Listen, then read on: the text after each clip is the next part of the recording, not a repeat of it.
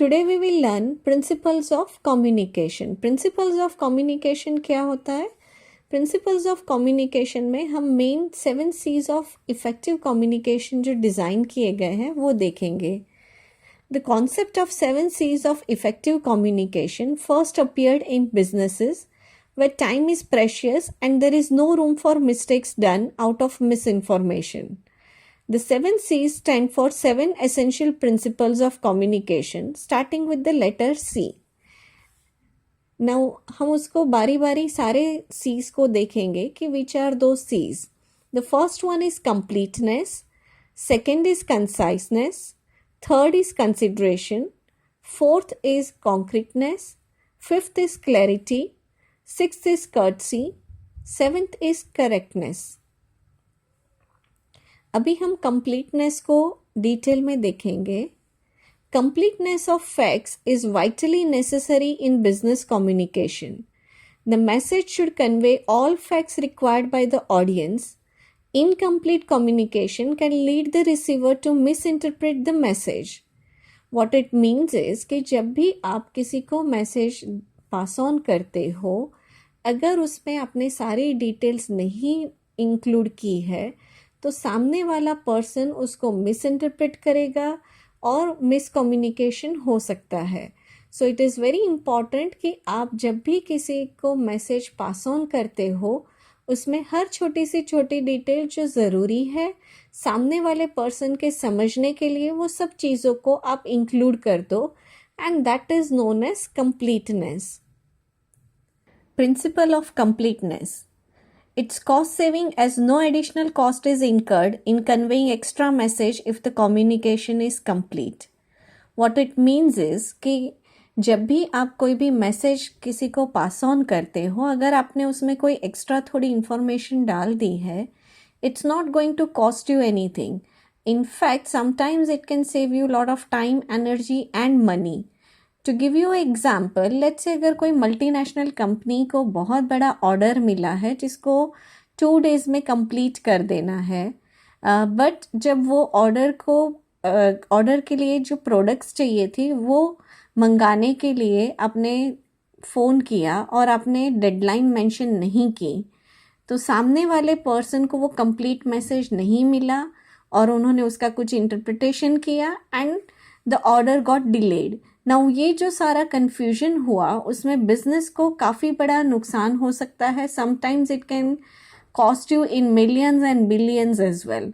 So it's very important कि आप हर एक छोटी सी छोटी डिटेल को, as we have discussed before, आप इंक्लूड करो, and that is the whole purpose of completeness. A complete communication leaves no questions in the mind of the receiver. यानी सामने वाले पर्सन के दिमाग में कोई भी क्वेश्चन फिर बाद में नहीं रहता, बिकॉज उसको एग्जैक्टली पता है कि क्या करना है, कैसे करना है, क्या एक्शन लेना है. So the person has a full picture in the mind and they can act accordingly. Complete communication helps in better decision making by the receivers as they got all desired information. Decision making भी बहुत अच्छे से हो सकता है जब आपके पास एक प्रॉपर कंप्लीट मैसेज हो. To give you very simple example from a day to day life, let's say आपकी मदर कहीं बाहर जा रही है and she is asking you कि मैं क्या पहनूं, but you don't have a clue कि वो कहाँ जा रही है, then you will not be able to make a decision for her because you don't know whether she is going for a kitty party or whether she is going in a wedding or whether she is just going out for a shopping or to meet her friends casually. So you don't know where she is going. So unless and until you don't have all that information with you, you cannot make a decision कि वो क्या पहने, because हर एक occasion के लिए you may have a different suggestion. So the next point is it pursues the audience. It means कि अगर आपकी ऑडियंस के पास भी कंप्लीट इंफॉर्मेशन होती है, कंप्लीट मैसेजेस होते हैं, then they are ready to act on it and you can pursue them better to make, prompt decisions or take some action. Now there is a very simple thing which you can do which is जब भी आप कोई भी message को भेजते हो उससे पहले आपको ये WH क्वेश्चंस पूछने हैं, which is who, what, when, where, why. You can also include how and how many, right? So जब आप ये questions include करते हो, you make sure कि आपका message complete है. Now let's take an example in order to understand this. So this is the example here. Hi all, let us meet tomorrow to discuss the product launch event. Please be there on time. Thanks, Roshan. Now this is incomplete message. ये straight away हमें पता चल जाता है. The reason is कि ये बहुत अधूरा सा लगता है. We don't have many information which is we don't have complete information in this particular message in order for us to take any action. So what is missing here? Let us meet tomorrow. But where, right? So where is missing? Kahan milna hai? We don't know that answer. To discuss the product launch event, what exactly is there to be discussed, right? So product launch के event के बारे में exactly क्या discuss करना है? Again, we don't know. Please be there on time. Again, we don't know what time. We also don't know where, कहाँ पे मिलना है. So we don't know when, where. So there are a lot of questions which are not being answered here. Now let's try and make a complete message. Hi all, let us meet tomorrow at 11 a.m. So now we know कि 11 बजे मिलना है, so we have time. At conference room 3, so we have the venue as well कि exactly कहाँ पर मिलना है. To discuss the product launch event, we will have to decide the keynote speakers and complete the event invite draft tomorrow. So we also know कि exactly हमें क्या discuss करना है. Please be there on time. Thanks, Roshan. So now we have all the information which will help us to make an informed decision. So this is what I mean by complete message. Let's take one more quick example.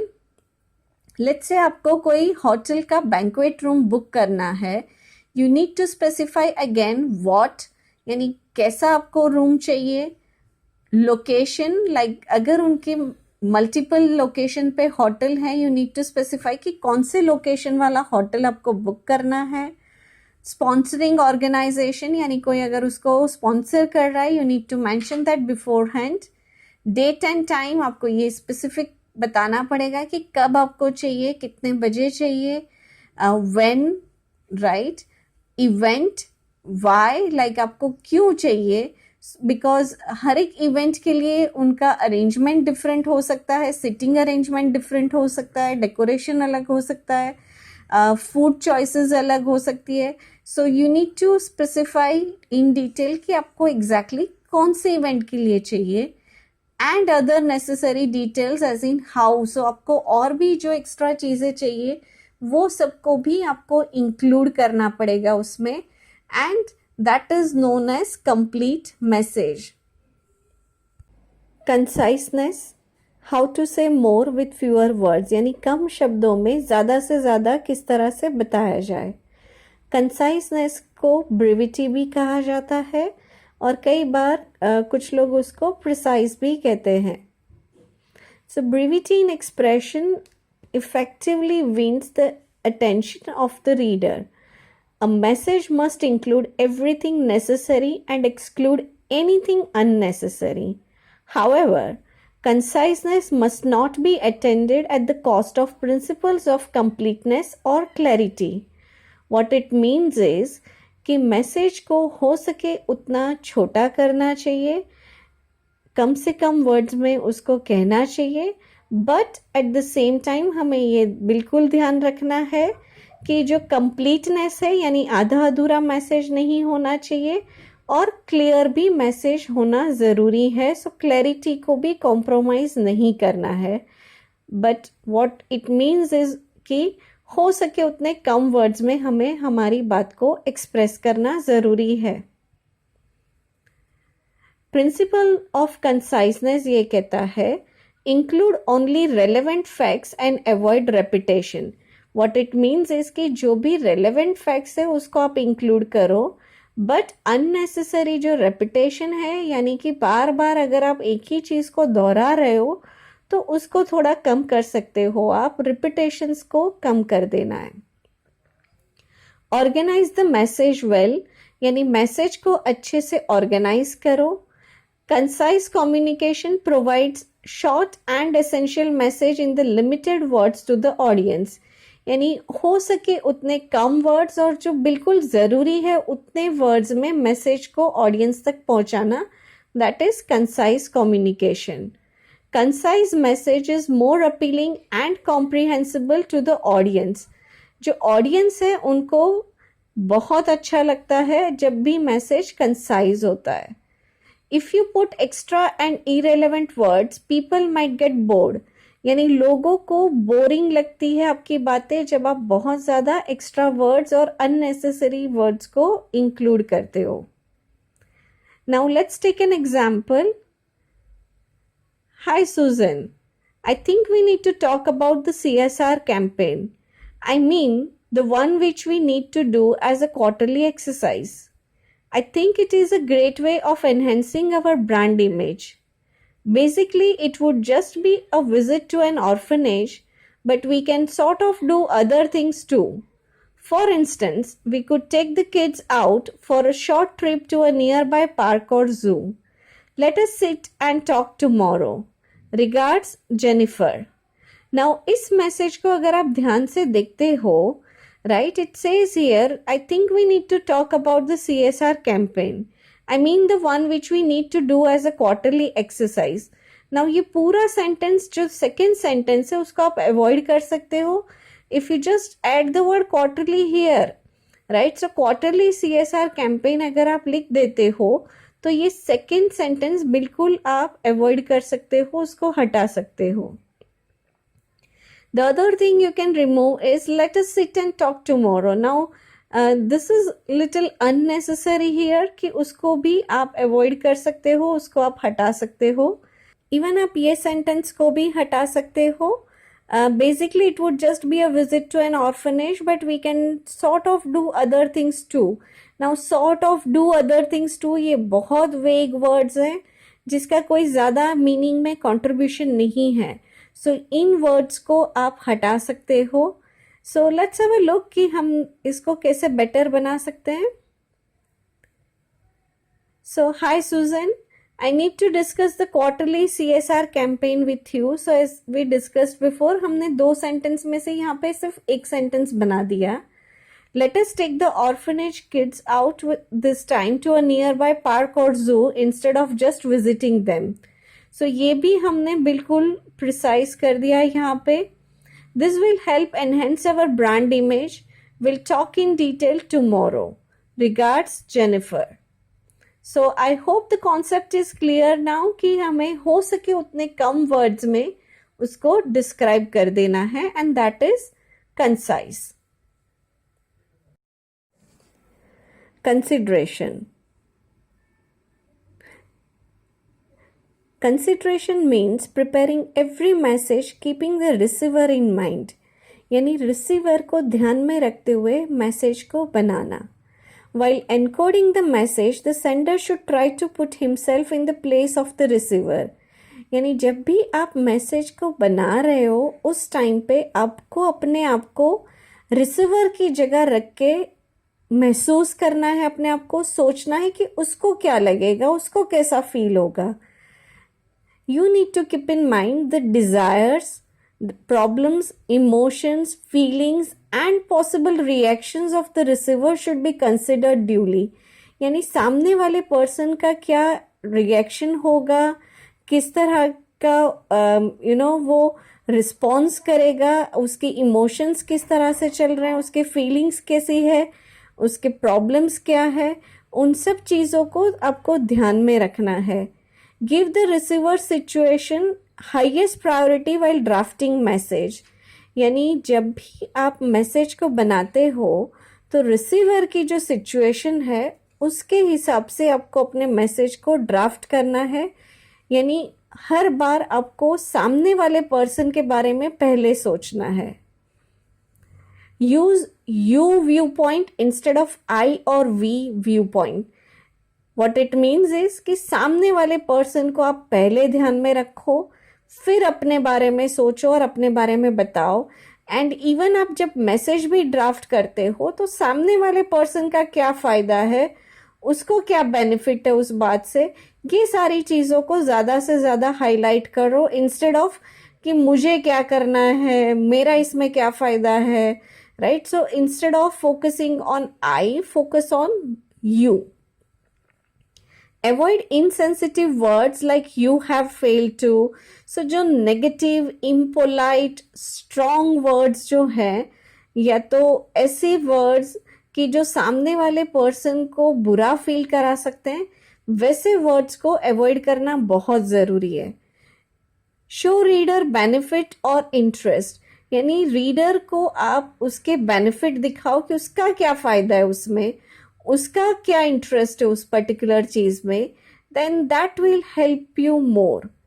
Emphasise on positive pleasant fact, यानी negative बातों पे focus ना करते हुए हमें हमेशा positive और pleasant जो अच्छी बातें हैं उस पे फोकस करना जरूरी है। Show optimism towards your audience, emphasise on what is possible. So always focus on what is possible rather than focusing on all the time मेरे से ये नहीं होगा, ये मैं कैसे कर सकता हूँ, ये नहीं हो पाएगा, ये आप कैसे कर सकते हो। सो rather than going into that zone where you are continuously saying what is not possible, you should focus more on what is possible. इसमें क्या कर सकते हैं हम, how can we find a solution to this, let's work on it, right? So the attitude should be more positive and it should work, you should be working towards what is possible. Consideration implies stepping into the shoes of others. What it means is कि जब आप किसी और के जूते पहनते हो तभी पता चलता है कि वो कितने चुभते हैं। So you need to realize कि सामने वाले पर्सन का क्या माइंड फ्रेम है, क्या उनका सिचुएशन है, और उसके हिसाब से हमेशा आपको अपना मैसेज बनाना है, and that will always result in effective communication. Effective communication must take the audience into consideration, that is the audience viewpoint. यानी सामने वाले पर्सन का क्या व्यू पॉइंट है, उसको क्या चाहिए, क्या उसको करना है, उसका बैकग्राउंड क्या है, उसका माइंडसेट कैसा है, एजुकेशन लेवल कैसा है, वो हर चीज को आपको उस तरह से उसको समझाना है. To give you a very simple example, let's say अगर कोई छोटा बच्चा आपसे पूछता है कि बिजनेस क्या होता है, तो आप उसको जिस तरह से समझाओगे बिजनेस का मीनिंग, एंड वही क्वेश्चन लेट्स से आपको अगर आपके प्रोफेसर पूछते हैं व्हाट इज बिजनेस, और आप उनको जो समझाओगे उसमें बहुत बड़ा फर्क होता है. Why? Because you are taking into consideration कि वो जो छोटा बच्चा है उसका एजुकेशन लेवल, उसका इतना एक्सपोजर नहीं हुआ, सो he has a very limited knowledge about what is happening in the real world. So उसके हिसाब से आप उसको समझाओगे. Whereas when professor is asking you a question, आप उनको हर चीज वो डिटेल में समझाओगे, because you know they have a better understanding and they would be able to understand your perspective. Modify your words in message to suit the audience needs while making your message complete. सो अपने words को modify भी करना ज़रूरी है, जिस तरह से आपको लगता है कि ऑडियंस की रिक्वायरमेंट है उस तरह से अपने वर्ड्स को थोड़ा थोड़ा चेंज करना है, सो दैट कि ऑडियंस का जो आपके साथ कनेक्शन है वो बना रहे, and you can be considerate about their needs as well. When you are not considerate, जब आप कंसिडरेट नहीं होते हो, it almost ends up in a fight where the other person feels कि आप उनको समझ नहीं सकते हो, and this is something which you may have faced even yourself at many point, कि जहाँ पे आपको लगता है कि मुझे ये नहीं समझते, मुझे ये मेरे फ्रेंड्स नहीं समझते, मेरे फादर नहीं समझते, मेरे टीचर्स नहीं समझते. So there would be sort of events in your life where you feel कि ये लोग नहीं समझते, and probably the reason is कि वहां पे कंसिडरेट कम होते हैं लोग. Concreteness. Say what you mean and mean what you say. Concreteness means being specific, definite and vivid rather than vague and general. So concreteness का मीनिंग होता है कि आप जो भी बताते हो उसमें हो सके उतना स्पेसिफिक बताओ ताकि सामने वाले पर्सन के दिमाग में कोई कंफ्यूजन ना हो, रादर देन जनरल स्टेटमेंट या तो वेग वर्ड्स यूज करके उसको कंफ्यूज करो. The message must be concrete और exact so that the receiver can read it easily और hear clearly. There should be fairness, openness and straightness in the message to be communicated. यानी आपका जो भी message है वो बिल्कुल स्पेसिफिक होना चाहिए, डेफिनेट होना चाहिए, and it should be fair, open and straightforward. The following guidelines should help you to achieve the concreteness. ये दो चीज़ें मेनली अगर आप फॉलो करते हो तो आपको कॉन्क्रीट मैसेज मिल जाता है. The first one is use specific facts and figures. What it means is facts यानी जो हकीकत है, जो facts है उसको आप include करो, and figures यानी numbers को include करो. And the other thing you can do is choose vivid यानी detail, image building words यानी जिससे आपके दिमाग में image अच्छे से create हो सके वैसे words को use करो so that other person can understand it clearly. So let's understand these 2 points with example. Concreteness means giving numerical information rather than adjectives and adverbs. So adjectives और adverbs को use करने के वजह हम numerical information उसमें use करेंगे so that the message becomes concrete. So let's take this first example. We need a bigger office space soon. So now let's look at this particular sentence, a bigger office. Now a bigger office क्या होती है, क्योंकि हर एक के लिए उसकी definition अलग होती है. लेट्स से मल्टीनेशनल कंपनी के लिए अगर वो कह रहे हैं कि we need a bigger office space, उसका उनका जो क्राइटेरिया है वो पूरा अलग रहेगा. वेरेज अगर कोई नया स्टार्टअप शुरू हो रहा है and if they are saying we need a bigger office space तो उनका पूरा क्राइटेरिया डिफरेंट रहेगा. So instead of creating that confusion in the mind of the other person we can be specific, approximately 10,000 square feet. So अब हमें exactly पता है कि कितनी ऑफिस स्पेस चाहिए.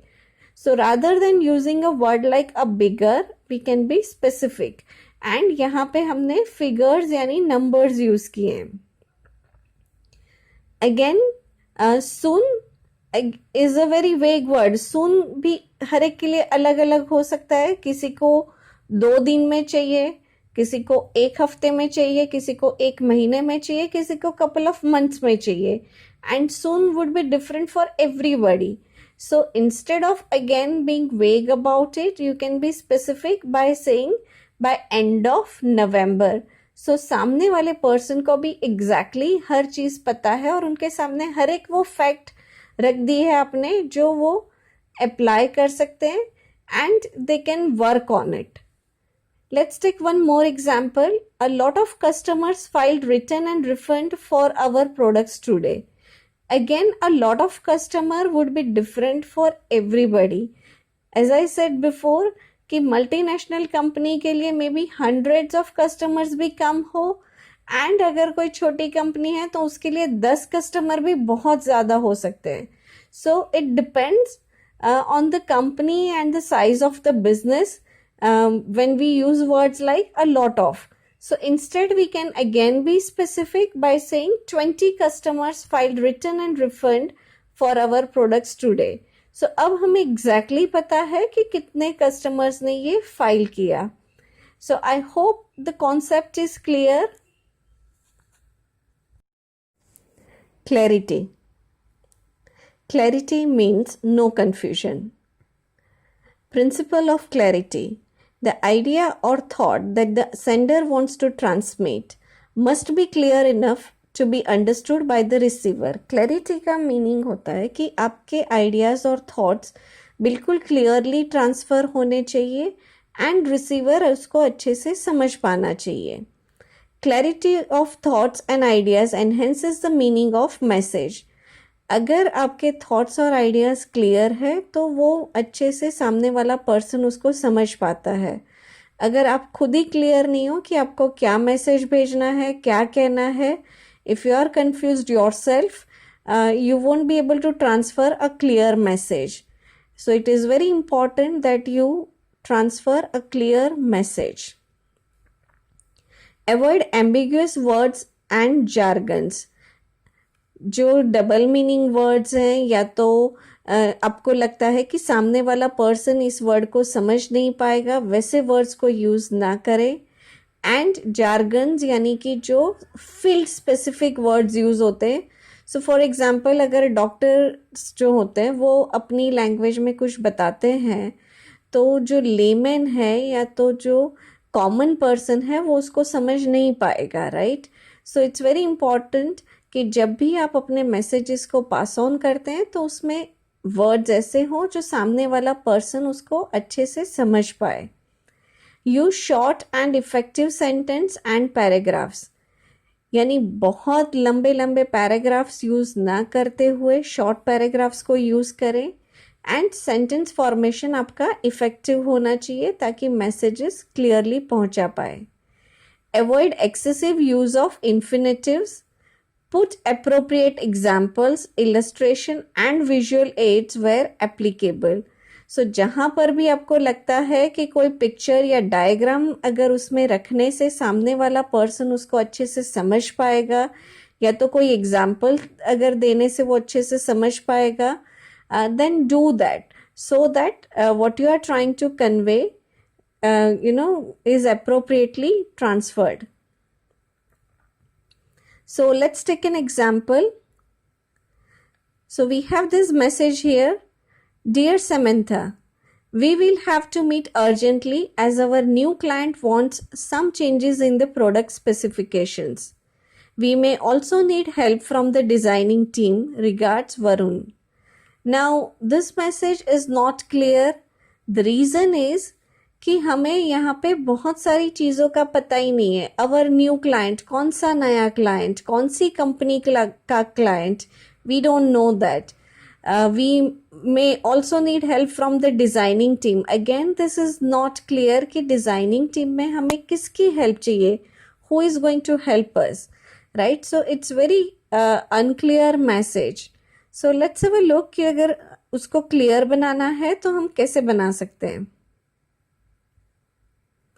So, dear Samantha, early this morning I received a call from Mr. Venkatesh of Chenkis Private Limited.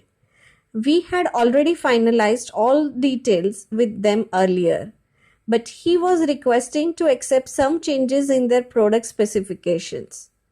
I have also called for Jay Kumar from the designing team so that we all can discuss on this, and we wouldn't want to lose out Chenkis Private Limited as they are a valued client for us. We shall meet up at my desk immediately after lunchtime to discuss this further. Kevin. Now as you can see, इसमें हमने हर एक वो चीज़ जो हमें समझने के लिए चाहिए उसको include कर दिया है and we have made a clear message.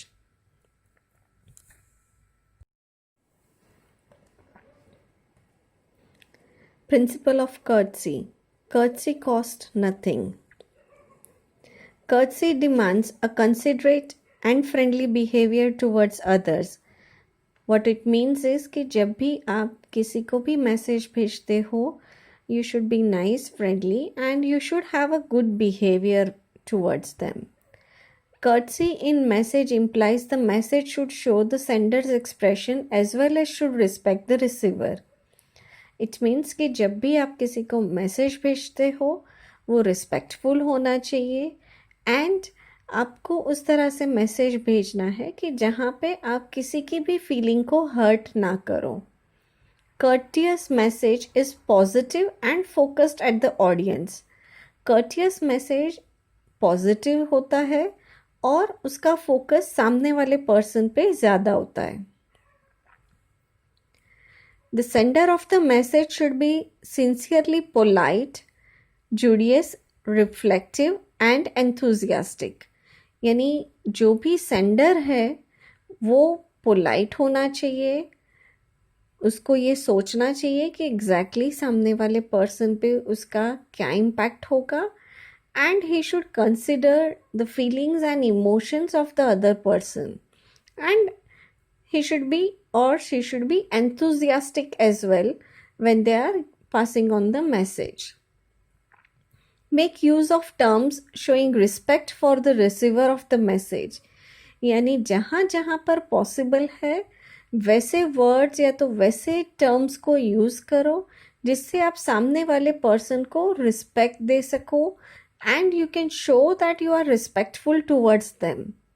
Answer the messages promptly. किसी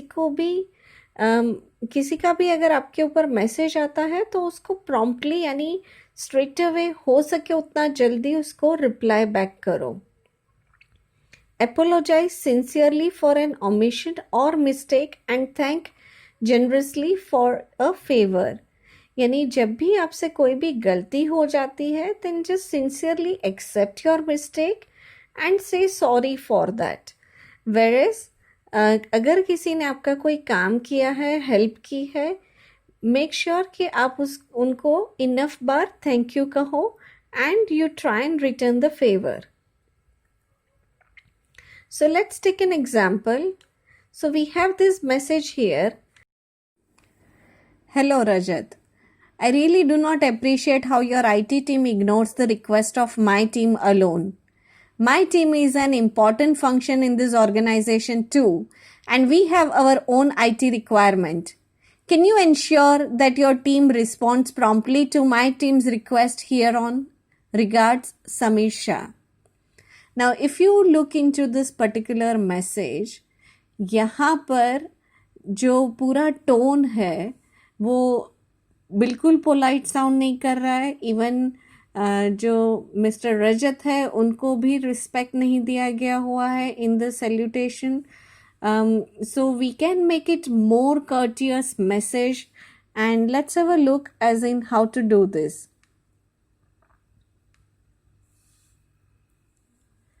Hello Mr. Rajat. I understand that the IT team is swamped with the work and gets requests from every department in the organization.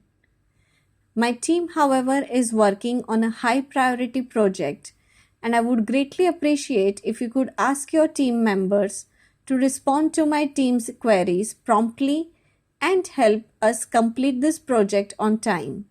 Please do let me know if you need anything from me. Regards, Samir Shah. So now as you can see, ये बिल्कुल polite sound कर रहा है. यहाँ पे please use किया गया है. रिक्वेस्टिंग टोन में पूरा मैसेज ड्राफ्ट किया हुआ है. सैल्यूटेशन में भी मिस्टर रजत करके उनको एड्रेस किया हुआ है. So the whole message sounds very polite and courteous. Correctness. Before sending any message, the transmitter must assure that it contains correct facts, transmitted at the correct time, and is of correct style. Any mistake in the subject matter of communication can create a bad impression and confuse the reader. यानी कि ये बहुत ज़रूरी है कि आप किसी को भी मैसेज भेजने से पहले उसमें आपने जो भी लिखा है वो फैक्ट्स को एक बार वेरीफाई कर लो कि वो वाकई में सच है. Also you need to make sure कि टाइमिंग भी करेक्ट है, बिकॉज कई बार अगर डेडलाइन चली जाती है उसके बाद अगर आप किसी को मैसेज भेजते हो तो वो बिल्कुल यूजलेस हो जाता है. सो इट इज़ इम्पॉर्टेंट कि आप राइट टाइम पे राइट मैसेज को कन्वे करें. Also you need to make sure कि जो सब्जेक्ट मैटर है वो उसमें कोई मिस्टेक नहीं है. The other thing you can do is check accuracy of figures, facts and words. यानी हर एक फैक्ट, फिगर्स और वर्ड्स को एक बार चेक कर लो कि उसमें कोई मिस्टेक नहीं है. The message should be exact, correct and well timed. So वो बिल्कुल अच्छे से मैसेज बना हुआ होना चाहिए, करेक्ट यानी उसमें कोई मिस्टेक्स नहीं होनी चाहिए, एंड वेल टाइम यानी उसका टाइमिंग अच्छा होना चाहिए, because as I said before अगर गलत टाइम पे गलत चीज़ कहते हो तो उसका पूरा मीनिंग बहुत अच्छे से नहीं जाता है, and it can result in miscommunication. Check your message from grammatical and linguistic view point यानी उसमें कोई एरर्स नहीं हो इन टर्म्स ऑफ ग्रामर और linguistic, that you must check before sending it. Send your message in correct style यानी उसका style भी correct होना चाहिए, जो उसका फॉर्मेट का है वो करेक्ट होना चाहिए. अगर आप किसी को एप्लीकेशन भेज रहे हो तो आपको उसका फॉर्मेट यूज़ करना है, अगर आप रिपोर्ट लिख रहे हो तो उसका फॉर्मेट यूज़ करना है. लेटर राइटिंग में भी अगर फॉर्मल लेटर है तो उसका आपको जो फॉर्मेट है वो यूज़ करना है. So you must make sure that it is in the correct format. So let's take an example. Miss Aisha, in regard with our telephonic conversation today, I am mailing you the plan for the foundation work of the project. Hope the 1 week deadline is okay with you and your team. Regards, Kamal Kumar.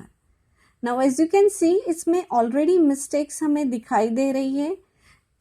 Let's have a look at it. जैसे conversation है वो conservation spell किया हुआ है, वेरेज week का भी spelling गलत है. जैसे WEEK वीक होना चाहिए, उसके बदले WEAK वीक यहाँ पे स्पेल किया हुआ है. सो इस तरह की जो स्पेलिंग मिस्टेक्स हैं वो होनी नहीं चाहिए. सो ऑल इन ऑल हमें ये ध्यान रखना है कि हमारी कोई स्पेलिंग मिस्टेक्स नहीं हो, ग्रामेटिकल मिस्टेक्स नहीं हो, फैक्ट सही हो, एंड मैसेज बिल्कुल करेक्ट फॉर्म में हो, टाइमिंग करेक्ट हो. I hope you like this video. Please like and subscribe and leave your comments below and share this video with your friends to spread the knowledge. Thanks for watching.